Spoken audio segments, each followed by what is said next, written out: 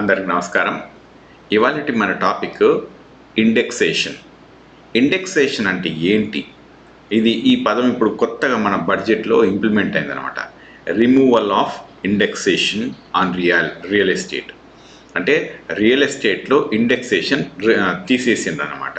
తీసేయడం అంటే ఏంటి, అసలు ఇండెక్సేషన్ అంటే ఏంటి అంటే, చూడండి ప్రజలారా, I'm going to show you something. ఇప్పుడు మనం ఏమైనా ఒక ప్రాపర్టీ కొన్నాం.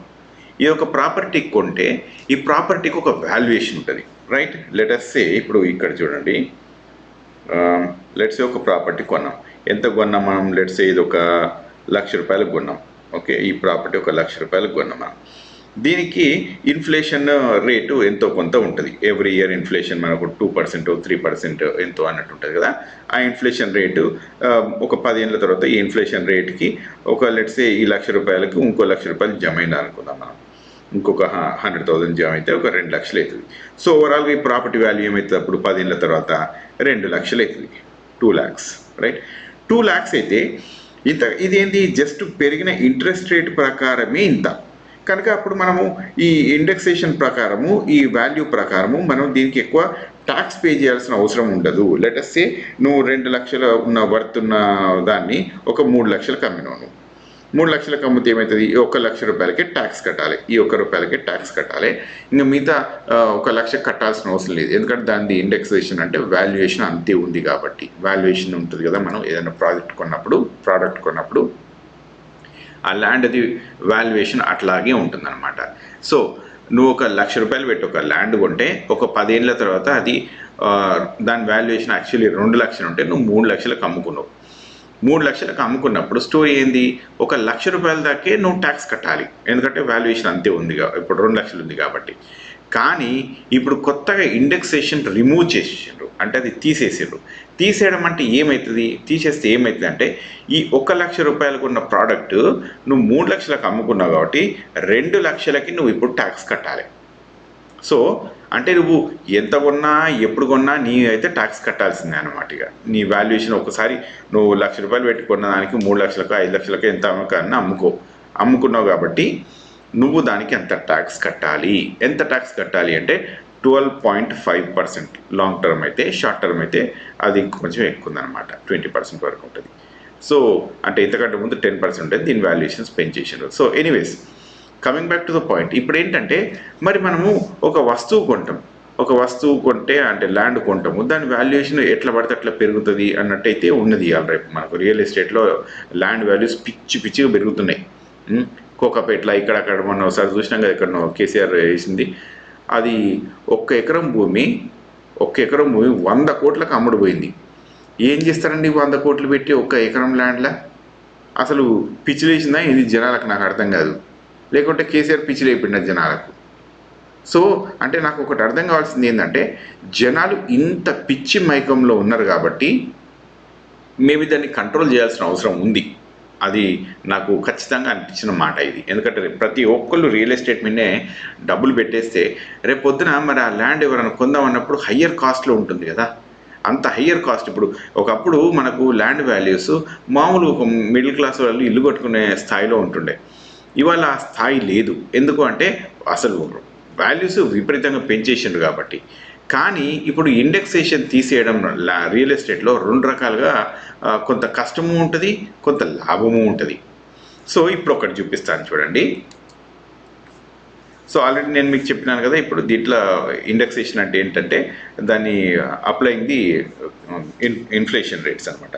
అయితే ఇప్పుడు మనం దీన్ని తీసుకుంటే దీనివల్ల లాభం ఏంది? ఈ హయ్యర్ ఇండెక్సేషన్ వల్ల లాభం ఏంటంటే, ఇప్పుడు కొత్తగా ట్యాక్స్లు అయితే మనందరికి పెరుగుతాయి. ఎవరైనా సరే ఒకటే ఇల్లు కొనుక్కోవాలి. అంతకంటే ఎక్కువ ఇల్లు కొనుక్కున్నారు అనుకో, లెటస్ సే ఒకళ్ళు ఇల్లు కొనుక్కున్న తర్వాత ఆ ఇంటికి ఒక వాల్యుయేషన్ చేస్తుంది. మనం అదే ఇంటికి స్టిక్ ఆన్ అయి ఉండాల్సిన అవసరం ఉంటుంది. ఇన్ కేస్ ఆ ఇంటికి మనం స్టిక్ ఆన్ అయి అనుకుందాం, అట్లా ఉన్నామే అనుకో, అట్లా ఆ ఇంటికి స్టిక్ ఆన్ అయి లేకుండా అమ్మేస్తే ఆ ఇంటికి వాల్యూ మనం ఎక్కువగా కట్టాల్సిన అవసరం ఉంటుంది.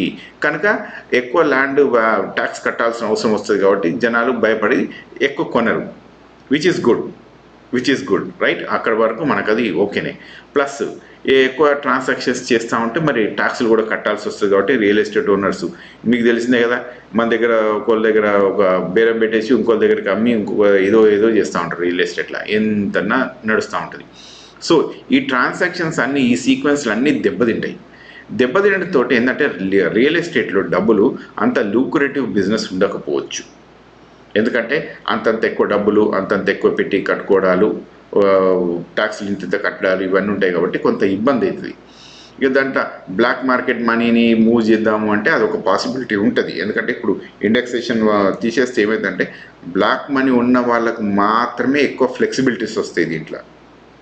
ఎందుకంటే నేను అమ్ముకోవడానికి ఒక ల్యాండ్ నేను రెడీగా ఉన్నా, కొనుక్కోవడానికి ఎదురుగా ఒక వ్యక్తి ఉన్నాడు. ఇప్పుడు ల్యాండ్ అయితే పెరగదు, ఇండియాలో పాపులేషన్ అయితే చాలా హైగా ఉంది, ల్యాండ్ అయితే పెరగదంతా, అవునా? అట్లాంటప్పుడు భూమికి అంటే మనుషులకు భూమి అవసరం ఎక్కువ ఉన్నది. ఇప్పుడు మనుషులకి అంటే అక్కడున్న మన అట్లాంటి మిడిల్ క్లాస్ ఫ్యామిలీస్కి ఆ ల్యాండ్ ఇంపార్టెన్స్ చాలా ఎక్కువ ఉంది. ఎందుకంటే ఇల్లు కట్టుకోవాలి, వాళ్ళు ఒక చిన్న ఏదో ఒకటి కొనుక్కోవాలనుకుంటారు కాబట్టి. సో అట్లాంటప్పుడు దాని వాల్యూ అనేది దాన్ని తగ్గిస్తాము కరెక్టే, కానీ మరి అమ్ముకునే వాళ్ళకు వాళ్ళు అమ్ముకోకపోతే ఎట్లా? ఇప్పుడు కొంతమంది ఉంటారు, ఇక మనకు తెలిసిన పొలిటీషియన్సే, మొన్నటిదాకా ఇక అధికారంలో ఉన్న వాళ్ళు కూడా ఉంటారు కొంతమంది ఎవరన్నా. సో ఒక ఊరంతా ఒక 2000 ఎకరాలు ఒక 3000 ఎకరాల మందం ఫామ్ హౌస్ ఉంటుంది. మరి అంత పెద్ద ఫామ్ హౌస్ ఉన్న వాళ్ళు మరి ఆ ల్యాండ్ అమ్ముతారా? ఒకసారి ఆలోచించండి. అమ్మకపోతే ఆ ఊరిలో ఉన్న వాళ్ళందరూ ఏం కొనుక్కుంటారు? అప్పుడు ఒక ఊరిని ఒక ఎగ్జాంపుల్ లాగా తీసుకుంటే వాళ్ళు అమ్మరు, వీళ్ళకేమో అవసరాలు ఉంటాయి. మరి అట్లాంటప్పుడు దాంట్లో ఏమవుతుంది? రియల్ ఎస్టేట్లో వాళ్ళు ఇప్పుడు ఈ ప్రైసెస్ ఓనరు ఓకే, ఎవరైతే ఇప్పుడు సెల్లర్ ఉంటాడో అంటే అమ్మే అతను ఉంటాడో బయ్యర్ మీదనే వేస్తారు కదా కాస్ట్ ప్రైస్ అంతా. అంటే కొనుక్కునే వాళ్ళకు చాలా కాస్ట్లీగా తయారవుతుంది మరి ఇది.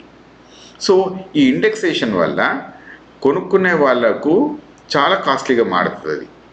ఎందుకంటే వాళ్ళు కంట్రోల్గా, ఇప్పుడు ఇండియాలో ల్యాండ్లు ఎక్కువ కబ్జా ల్యాండ్లే ఉంటాయి. ఎవరికన్నా ఒక 100 ఎకరాలు ఒక 500 ఎకరాలు ఇట్లాంటి ఇవాళ రేపు సంపాదించుకున్న వాళ్ళు ఉన్నారు కదా, అక్కడిక్కడ పొలిటీషియన్లు ఎవరన్నా బ్యూరోక్రాట్స్ వీళ్ళ వాళ్ళు ఉన్నోళ్ళు, వాళ్ళు ల్యాండ్ అవసరం లేదు, వాళ్ళకి అమ్ముకోవాల్సిన అవసరం లేదు కనుక దాన్ని అట్నే పెట్టుకుంటారు. ఎవరికైతే అవసరం ఉంది వాడు వచ్చి కొనుక్కుంటాడులే, నేను ఎందుకు అమ్ముతాను, నేను తొందరపడి నాకు అవసరం లేదనుకుంటాడు. అట్లాంటప్పుడు ఏమవుతుంది? మనం ఇంకెక్కువ డబ్బులు పెట్టి కొనుక్కోవాల్సిన అవసరం వస్తుంది. సో అట్లా ఈ టాక్సేషన్ పెంచడం వల్ల బ్లాక్ మనీని మనం ప్రమోట్ చేస్తున్నట్టు నంబర్ 1. నంబర్ 2, రియల్ ఎస్టేట్ని మనం బాగా కంట్రోల్ చేస్తున్నాము అనుకుంటాము, కానీ అది కంట్రోల్ కాదు. ఎందుకు కాదు అంటే బ్లాక్ మార్కెట్లో అంటే ఇండియాలో టాక్సేషన్ అంత స్ట్రిక్ట్గా లేదు, అంత రిజిడ్గా లేదు. సో బ్లాక్ మనీ మాత్రం చాలా లూక్రేటివ్గానే ఉన్నది ప్రస్తుతానికి. అంటే బాగా మంచిగా విచ్చలవిడిగానే తిరుగుతూ ఉందన్నమాట. దాన్ని ఎంతోమంది ఎక్కువ ట్యాక్సులు కట్టరు కాబట్టి. సో అంటే మీకు ఏం అర్థమవుతుంది ఇక్కడ అంటే బ్లాక్ మనీ ఎక్కువ ఉన్నప్పుడు మనము ఇండెక్సేషన్ తీసేస్తే చాలా కష్టమైన పని అనమాట. ఎందుకు అంటే మళ్ళీ చెప్తున్నాను, ఈ వీడియో అంతా వినండి ప్రజలారా, మళ్ళీ ఏమైనా కమెంట్స్ ఉంటే పెట్టండి, దీని మీద ఇంకొక వీడియో కూడా చేస్తాను కావాలంటే. నంబర్ 1, ల్యాండ్ వాల్యూని మనం ఇండెక్సేషన్ నుంచి తీసేస్తే అది ఎవరి దగ్గర అయితే ఎక్కువ ల్యాండ్ ఉందో వాళ్ళు అమ్మరు. వాళ్ళకి అమ్మాల్సిన అవసరం వస్తే తప్ప వాళ్ళు అమ్మరు. అమ్మకపోతే మనట్లాంటి వాళ్ళకు, అవసరం ఉన్న వాళ్ళకు, ఇల్లు కట్టుకుందాం అనుకున్న వాళ్ళకు అది కాస్ట్ వాల్యూ ఇంకా పెంచేస్తారు వాళ్ళు. ఈ ట్యాక్స్ కూడా వాళ్ళ నెత్తి మీదనే పడుతుంది.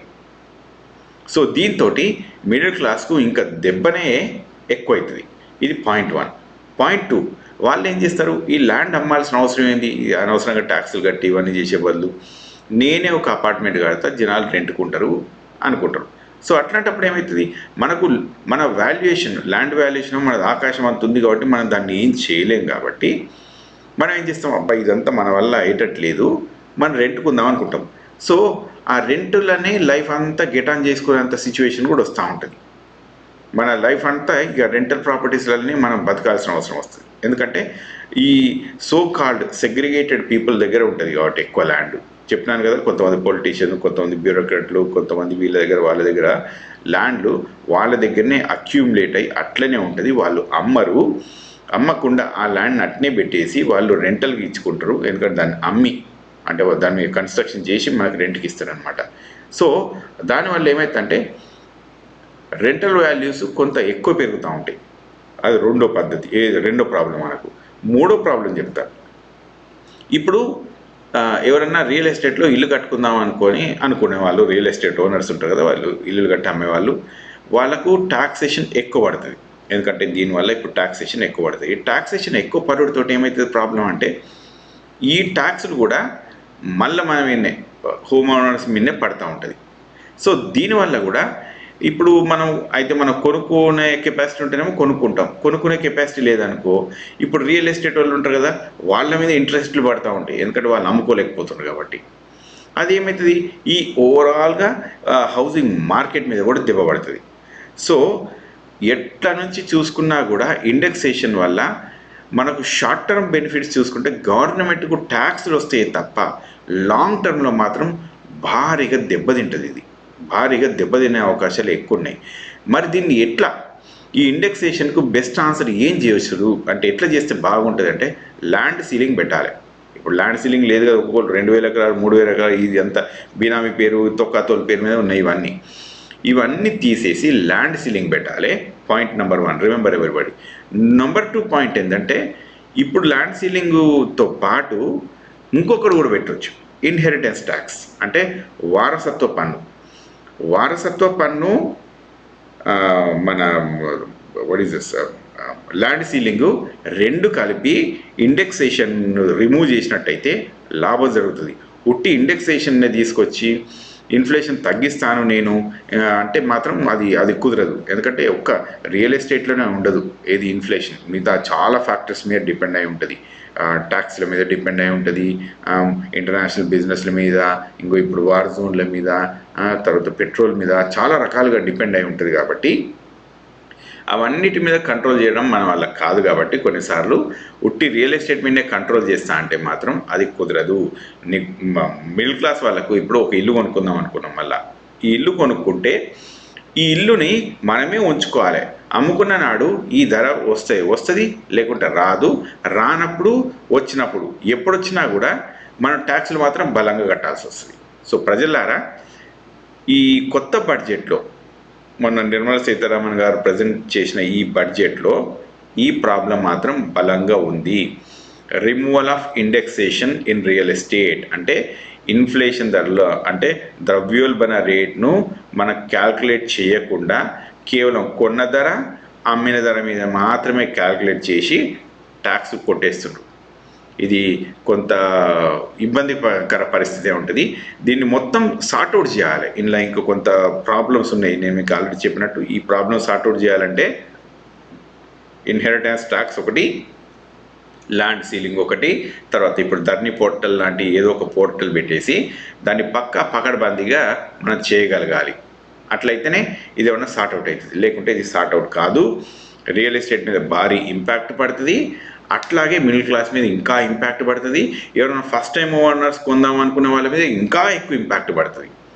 ఇక కొన్న వాళ్ళ మీద ఎట్లా ఉంటుందంటే, వాళ్ళకు అది ఎప్పటికి ఉంచుకోవాలి, ఖచ్చితంగా ఉంచుకోవాలి. ఉంచుకోమనుకుంటే ఈ 10-15% మనం ట్యాక్స్ కట్టాల్సి వస్తుంది. మనకు ఆ వాల్యుయేషన్ ఎంత వస్తుందో రాదో మనకు తెలియదు ఇప్పుడైతే. So this is going to be a huge challenge.